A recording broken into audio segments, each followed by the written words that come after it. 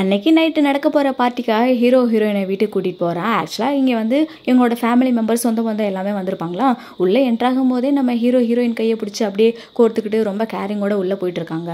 இவங்கள பார்த்த உடனே மாமியார்காரி இருந்துட்டு கேட்பாங்க, என்னம்மா நீனு இந்த குடும்பத்தோட மருமக நீனு இப்படி மட்டமாக ட்ரெஸ் பண்ணிட்டு வந்திருக்கா அப்படின்னு சொல்லிட்டு அப்படியே ஆச்சரியமாக பார்ப்பாங்க. கொஞ்சம் அவங்களுக்கு மனசு சங்கடம். இந்த பக்கம் அப்போ கரெக்டாக இந்த லின்னு வந்துட்டு சொல்லுவா, ஆக்சுவலாக புருஷன் காசாக மிச்சம் பண்ணுறா, அதனால தான் இந்த மாதிரி நீங்கள் கொஞ்சம் பணம் கொடுங்க, அப்போ தான் அவள் கொஞ்சம் நல்லபடியாக ட்ரெஸ் பண்ணிட்டு வருவா. இந்த மாதிரிலாம் ட்ரெஸ் பண்ணுறதுனால குடும்ப கௌரவம் போகும் கூட அவளுக்கு தெரியல பாருங்க அப்படின்னு குத்துற மாதிரி சொல்லுவான். நம்ம ஹீரோயினா இதெல்லாம் கேட்கும் போது எங்கேயோ கேட்ட மாதிரி இருக்கே அப்படின்னு சொல்லிட்டு அவளுக்கு தோணுது.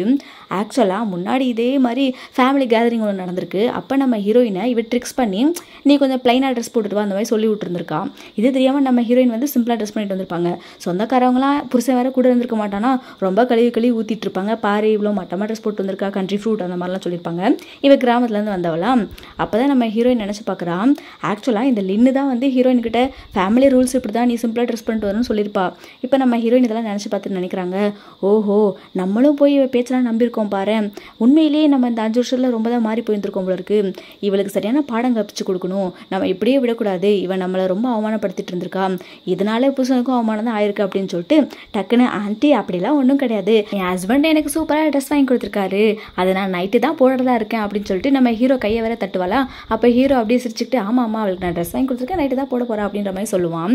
அப்போ ஆண்டி வந்துட்டு, ஓ அப்படியா அப்படின்ற மாதிரி ரிலாக்ஸ் ஆகுறாங்க.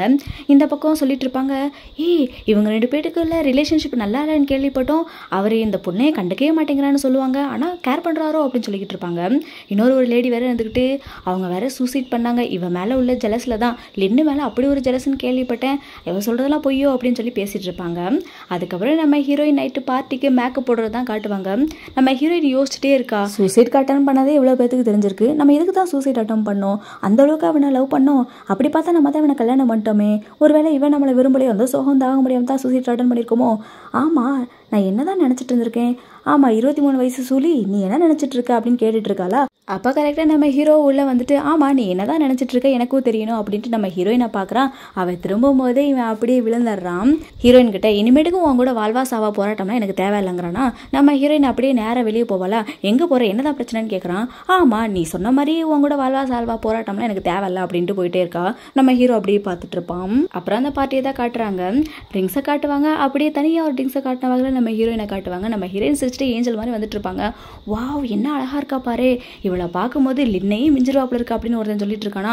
ஆமாம் யார் சொன்னா இவங்களுக்குள்ள ரிலேஷன்ஷிப் நல்லா இல்லைன்னு சொல்லிட்டு, எப்பவுமே க்ளோஸாக இருக்காங்களே அப்படின்னு சொல்லி பேசிட்டு இருக்கிறாங்க. இவர் இவளை கண்டுக்கவே மாட்டாங்கன்னு ரூமர்ஸ்லாம் இருந்துச்சு, ஆனால் பார்த்தா நல்லாவே கேர் பண்ணிக்கிறாளேன்னுலாம் சொல்லிட்டு இருக்காங்க. இதெல்லாம் கேட்டுட்டு அந்த பக்கம் லின்னுக்கு கோவம் வந்துட்டு இருக்கு. நம்ம மாமியார்காரி இருந்துக்கிட்டு மருமகளை அப்படியே இங்கே வா அப்படின்னு சொல்லி கூப்பிடுவாங்க. ஆக்சுவலாக அவங்களுக்கு வந்து மருமகளை ரொம்ப பிடிக்கும். சூப்பராக ட்ரெஸ் பண்ணியிருக்கம்மா, நான் ரொம்ப சாட்டிஸ்ஃபேக்ஷன், அப்படியே ஒரு குழந்தையும் பெற்று கொடுத்துட்டேன்னா ரொம்ப சந்தோஷமாக இருப்பேன் அப்படின்னு சொல்கிறாங்களா.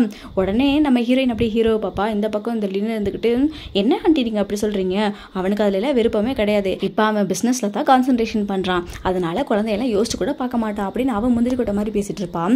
அப்போ நம்ம ஹீரோ இருந்துக்கிட்டு, அம்மா நீங்கள் கொஞ்சம் சும்மா இருங்க, நாங்கள் அதுக்கான வேலையெல்லாம் பார்த்துக்குறோம் அப்படின்னு சொல்லிகிட்டே இருக்கும்போது நம்ம ஹீரோயினுக்கு அப்படியே ஒமட்டெலாம் வரும். நேராக அப்படியே ஒமட்டிகிட்டே ஓடிட்டு இருப்பாளாம். என்னம்மா ஆச்சு அப்படின்னு சொல்லிட்டு அந்த ஆண்டி பதறி போய் பார்த்துட்டு இருப்பாங்க. நம்ம ஹீரோ பின்னாடியே போவான். நம்ம ஹீரோயின் வாமிட் எடுத்துருப்பாங்களாம். அவன் வந்து அப்படியே அவள் தலைமுடியெல்லாம் எடுத்து அப்படியே அவளை கேர் பண்ணி பார்த்துட்டு இருப்பான்.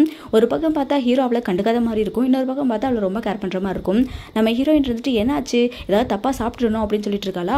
நம்ம ஹீரோ வந்துட்டு, உனக்கு பீரியட் தள்ளி போச்சு அப்படின்னு சொல்கிற வாக்கில் அப்படியே ஸ்லோ மோஷனில் 2 பேரும் பார்த்துட்டு இருப்பாங்க. நம்ம ஹீரோயின் வந்துட்டு, அதெல்லாம் நான் ப்ரெக்னென்ட்லாம் இல்லை அப்படின்ற மாதிரி சொல்கிறாளாம். அவனும் வந்துட்டு, ஆமாம் அது நல்ல விஷயம், அப்படி தான் இருக்கணும், ப்ரெக்னென்ட்லாம் ஆகிறதுக்கு சரியான டைமே கிடையாது, அதெல்லாம் இப்போ தேவையில்லாத விஷயம் அப்படின்ற மாதிரி கொஞ்சம் ரூடாக சொல்கிறேன்னா. நம்ம ஹீரோயின் வந்துட்டு, ரொம்ப நன்றி, கண்டிப்பாக நான் ப்ரெக்னென்ட்டே கிடையாது, சரியா, தேங்க்ஸ் அப்படின்னு சொல்லிட்டு அப்படியே சிரிச்சுட்டு அங்கேருந்து கிளம்புறாளாம். இதை பார்க்கும்போது ஹீரோவோட எக்ஸ்பிரஷன் எப்படி இருக்குன்னா, இவ இப்படிலாம் ரியாக்ட் பண்ண மாட்டாளே அப்படின்ற மாதிரி டவுட்ஃபுல்லாக பார்த்துட்டு இருப்பான். அதுக்கப்புறம் நம்ம ஹீரோயின் ரெஸ்ட் எடுத்துட்டு இருக்காங்க அது ஹோட்டலில்.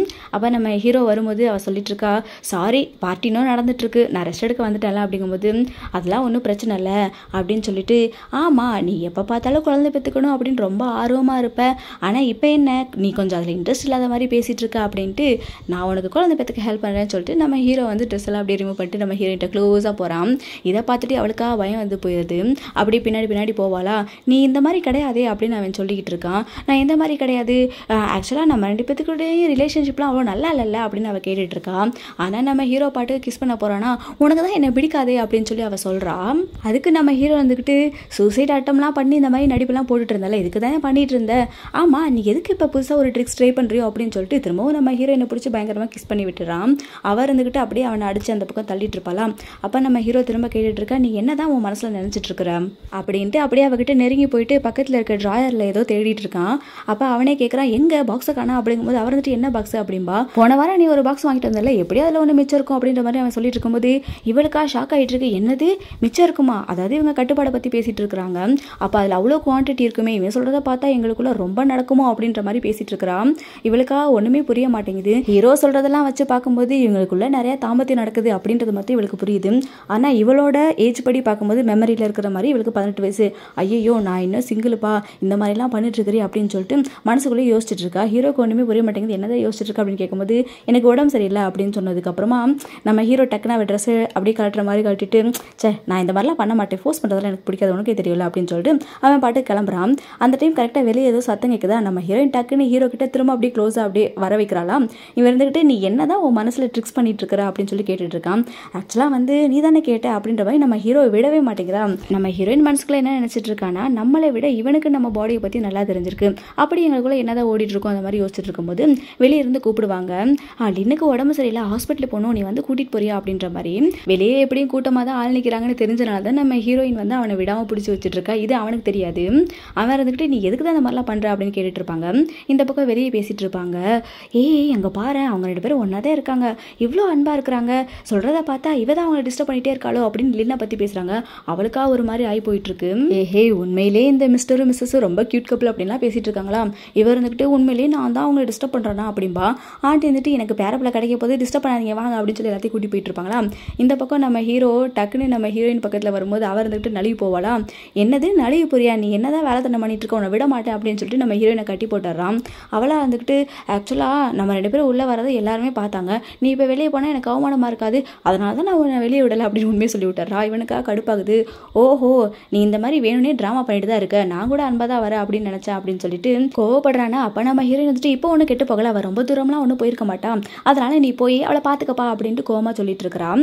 அவனும் போயிடுறான். ஆக்சுவலாக ஆளுங்களாம் வெளியே போயிருப்பாங்க அப்படின்றனால அவள் சொல்லியிருப்பான்.